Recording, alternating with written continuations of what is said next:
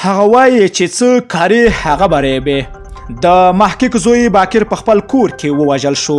دا چې څنګه او حقیقت څه دی، راځئ دغه ویډیو راسره تر پایه وګورئ.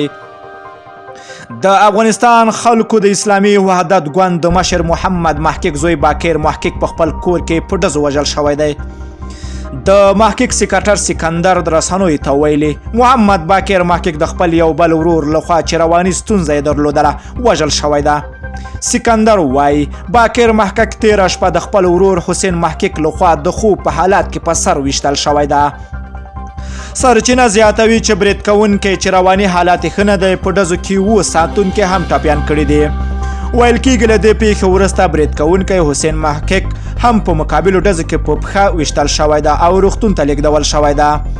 په ورته مهال کې د کورنیو چارو وزارت هم په یو اعلامیه کې ویلي دي چې نن 9:30 بجې د کابل ښار په کارتیز سیمه کې د اجرایه ریاست د دویم مرستیال محقق 2 زامن حسین محقق او باکر محقق ترمنځ خپل منځنۍ نښته شوې ده چې پر مهال باکر محقق وژل شوی ده او 15 تنه ساتونکي ټپیان شوي دي.